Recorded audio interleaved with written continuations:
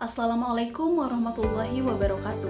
Perkenalkan, nama saya Novita Febrianti dengan NIM 230404501002 dari kelas B Prodi Bimbingan dan Konseling. Mata kuliah pengembangan peserta didik yang diampuh oleh Ibu Nurfadilah SPD MPD dan Bapak Zulfikri SPD MPD.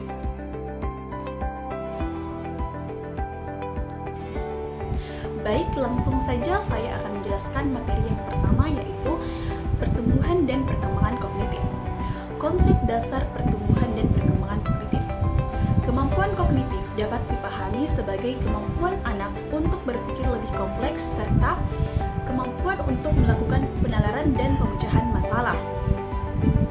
Perkembangan kognitif adalah salah satu aspek perkembangan peserta didik yang berkaitan dengan pengetahuan, yaitu semua proses psikologis yang berkaitan dengan bagaimana individu mempelajari dan memikirkan lingkungannya. Dengan perkembangannya, kemampuan kognitif ini akan memudahkan seorang anak untuk menguasai pengetahuan umum dengan lebih luas, sehingga anak akan mampu untuk menjalani fungsinya dengan wajar dalam interaksinya dengan masyarakat dan lingkungan sekitarnya. Selanjutnya, pandangan beberapa ahli mengenai pertumbuhan dan perkembangan kognitif.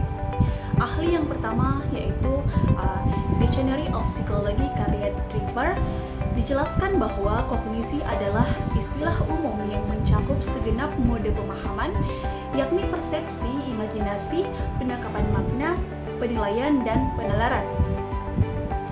Ahli selanjutnya yaitu Dictionary of Psychology karya Chaplin menjelaskan bahwa kognisi adalah konsep umum yang mencakup semua bentuk pengenalan, termasuk di dalamnya mengamati, melihat, memperhatikan, memberikan, menyangka, membayangkan, memikirkan, menduga, dan menilai.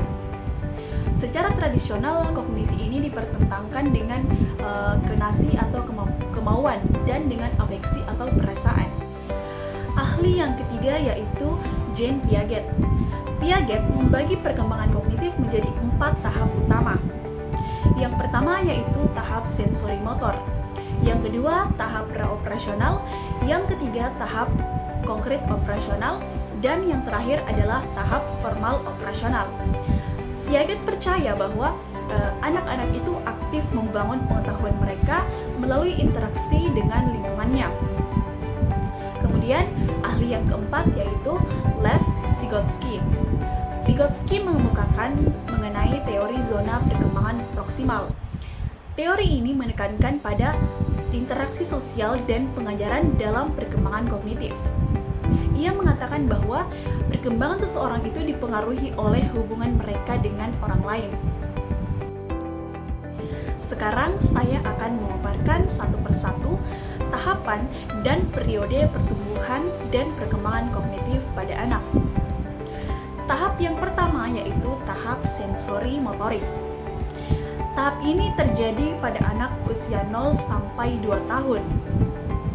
Sepanjang tahap ini, mulai dari lahir hingga nanti berusia 2 tahun, bayi belajar tentang diri mereka sendiri dan dunia mereka melalui alat indera yang sedang berkembang dan juga melalui aktivitas motorik. Aktivitas kognitif terpusat pada aspek alat indera sensori dan juga gerak motorik. Artinya, dalam tahap ini, anak hanya mampu melakukan pengenalan lingkungan dengan melalui alat inderanya dan juga dengan pergerakannya. Tahap kedua yaitu tahap praoperasional yang berlangsung dari usia 2 sampai 7 tahun. Pada tahap ini, anak telah menunjukkan aktivitas kognitif dalam menghadapi berbagai hal di luar dirinya. Aktivitas berpikirnya belum mempunyai sistem yang terorganisasikan. Anak sudah dapat memahami realitas di lingkungan dengan menggunakan tanda-tanda dan simbol. Cara berpikir anak pada peringkat ini bersifat tidak sistematis, tidak konsisten, dan juga tidak logis. Selanjutnya, tahap operasional konkret. Tahap ini dimulai dari usia 7 sampai 11 tahun. Pada tahap ini, anak sudah cukup matang untuk menggunakan pemikiran logika atau operasi. tetapi hanya untuk objek fisik yang ada pada saat ini. Dalam tahap ini, anak telah hilang kecenderungannya terhadap animisme dan artikrialisme. Egosentrisnya berkurang dan kemampuannya dalam tugas-tugas konversi menjadi lebih baik. Namun, tanpa objek fisik di hadapan mereka, anak-anak pada tahap operasional konkret ini masih mengalami kesulitan besar dalam menyelesaikan tugas-tugas logika. Tahap yang terakhir yaitu tahap operasional formal yang berlangsung pada saat anak berusia 12 tahun ke atas. Pada umur 12 tahun ke atas, timbul periode operasi baru. Periode ini, anak dapat menggunakan operasi-operasi konkretnya untuk membentuk operasi yang lebih kompleks. Kemajuan pada anak selama periode ini ialah ia tidak perlu untuk berpikir dengan pertolongan benda atau peristiwa-peristiwa konkret. Ia hanya memanfaatkan kemampuan untuk berpikir abstrak. Anak-anak sudah mampu memahami bentuk argumen dan tidak dibingungkan oleh sisi argumen, dan karena itu disebut dengan operasional formal.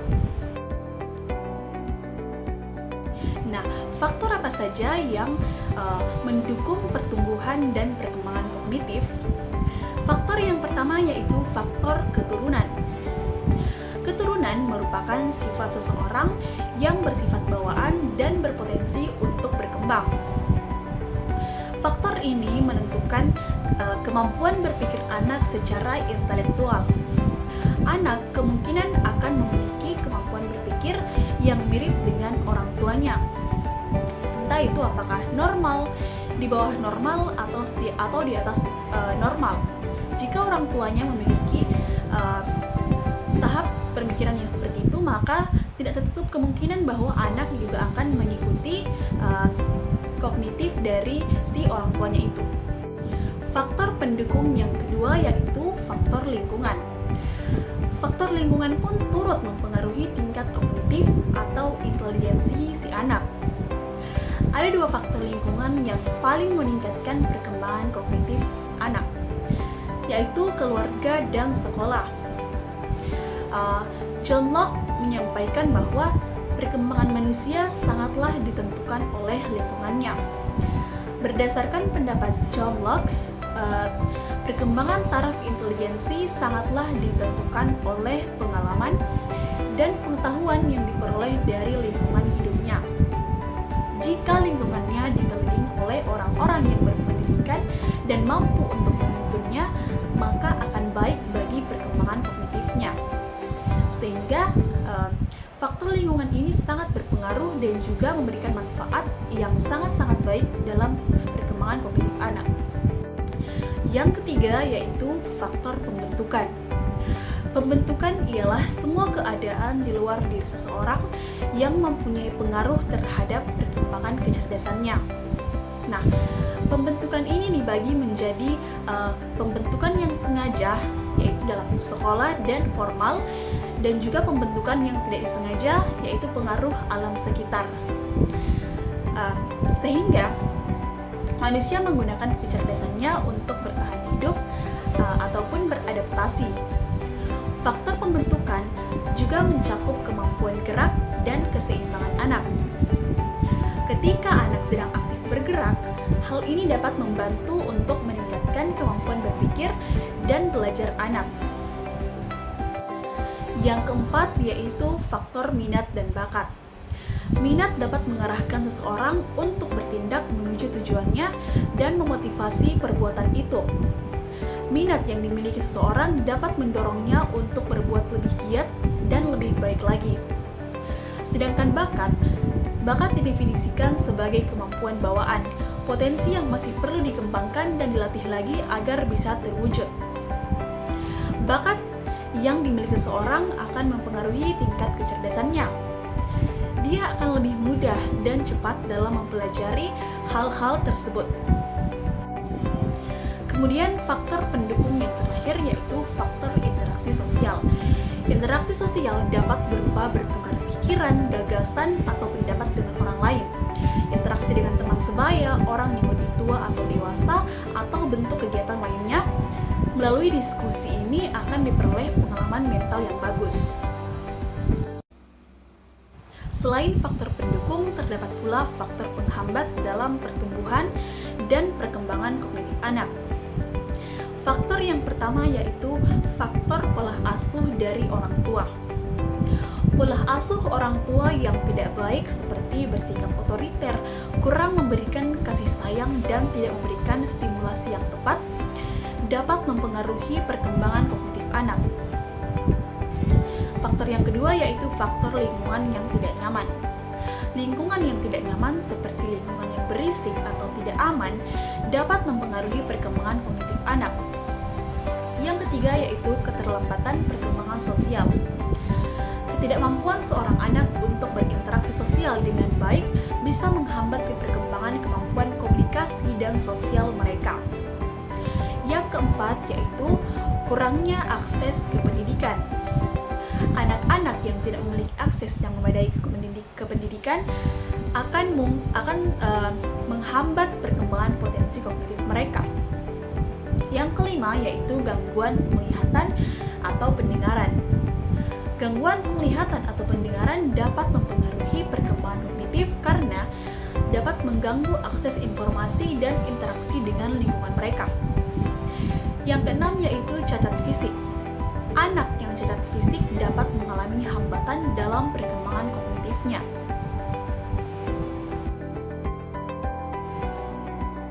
Baiklah, selanjutnya saya akan menjelaskan materi kedua yaitu pertumbuhan dan perkembangan bahasa. Konsep dasar pertumbuhan dan perkembangan bahasa. Bahasa pada hakikatnya adalah ucapan pikiran yang menggunakan bunyi untuk menyampaikan perasaan dan pikiran manusia. Orang dapat menggunakan bahasa untuk saling menyapa dan menyampaikan gagasan untuk memenuhi keinginannya. Nah, anak-anak juga mengalami hal ini. Anak-anak juga memerlukan kebersamaan dengan orang lain untuk mengungkapkan perasaan mereka secara verbal, baik di rumah, di lingkungan, maupun di sekolah. Dengan bantuan bahasa, seseorang dapat menyampaikan pemikiran atau pendapatnya dan segala sesuatu yang telah dipelajari sebelumnya. Selain itu, bahasa dapat digunakan pula untuk mengungkapkan perasaan dan pikiran kepada orang lain, dan juga untuk berhubungan dengan dunia pikiran, perasaan, komunikasi, dan perolehan informasi dari seseorang. Nah, beberapa pendapat para ahli mengenai perkembangan bahasa. Yang pertama dari Noam Chomsky. Chomsky menyatakan bahwa perkembangan bahasa adalah proses bawaan di mana manusia lahir dengan struktur otak yang memungkinkan mereka untuk memahami dan menghasilkan bahasa. Menurutnya, anak-anak membangun tata bahasa internal mereka melalui interaksi dengan bahasa yang mereka dengar. Selanjutnya yaitu menurut B.F. Skinner. Ia menganggap bahwa bahasa dipelajari melalui pengulangan stimulus respons dalam interaksi dengan lingkungan. Skinner percaya bahwa pengaruh lingkungan sangat penting dalam proses ini. Selanjutnya, Lev Vygotsky. Vygotsky memandang perkembangan bahasa sebagai hasil dari interaksi sosial. Ia berpendapat bahwa bahasa dan berpikir berkembang bersamaan, dan anak-anak belajar bahasa melalui kolaborasi dengan orang dewasa dan teman sebayanya. Ahli berikutnya yaitu Su Jingxi. Beliau menyatakan bahwa bahasa mencakup setiap sarana komunikasi dengan menyimbolkan pikiran dengan perasaan untuk memahami maksud dan tujuan orang lain berbahasa atau berbicara apabila kita mendengarkan dengan baik apa yang dikatakan. Selanjutnya menurut Harlock. Harlock menyatakan bahwa perkembangan bahasa anak usia dini ditempuh melalui cara yang sistematis dan berkembang bersama-sama dengan pertambahan usianya. Nah, selanjutnya menurut Badudu menyatakan bahwa bahasa itu merupakan sarana yang sangat penting dalam kehidupan anak. Di samping itu juga bahasa merupakan alat untuk menyampaikan pikiran dan perasaan kepada orang lain yang sekaligus berfungsi untuk memahami pikiran dan perasaan dari orang lain. Perkembangan berbahasa melewati beberapa tahap. Yang pertama, pada periode 0 sampai 6 bulan, perkembangannya meliputi membedakan huruf hidup, berceloteh pada akhir periode. Kemudian pada periode umur 6 sampai 12 bulan, meliputi celoteh bertambah dengan mencakup suara dari bahasa ucap dan isyarat digunakan untuk mengkomunikasikan suatu objek. Pada periode umur 12 sampai 18 bulan, kata pertama diucapkan dengan rata-rata memahami 50 kosakata lebih. Selanjutnya pada periode 18 sampai 24 bulan, kosakata bertambah sampai rata-rata 200 buah dan mengombinasikan dua kata. Selanjutnya pada periode 2 tahun meliputi kosakata bertambah cepat, penggunaan bentuk jamak secara tepat, penggunaan kata lampau, dan penggunaan beberapa preposisi atau awalan. Kemudian pada periode 3 sampai 4 tahun meliputi rata-rata panjang ucapan naik dari 3 sampai 4 morfem per kalimat dan menggunakan pertanyaan ya dan tidak atau pertanyaan mengapa, di mana, siapa, dan kapan. Menggunakan bentuk negatif dan perintah, kemudian pemahaman pragmatis bertambah. Pada periode 5 sampai 6 tahun, kosakata mencapai rata-rata 10.000 kata dan koordinasi kalimat sederhana. Selanjutnya pada periode 6 sampai 8 tahun, kosakata terus bertambah cepat, lebih ahli dalam menggunakan aturan sintaksis, dan keterampilan berbicara meningkat. Selanjutnya pada periode 9 sampai 11 tahun, perkembangannya meliputi definisi kata mencakup sinonim, strategi berbicara terus bertambah. Yang terakhir pada periode 11 sampai 14 tahun, kosakata bertambah dengan kata-kata abstrak, pemahaman bentuk tata bahasa kompleks, dan pemahaman fungsi kata dalam kalimat. Faktor pendukung pertumbuhan dan perkembangan bahasa. Yang pertama yaitu faktor usia.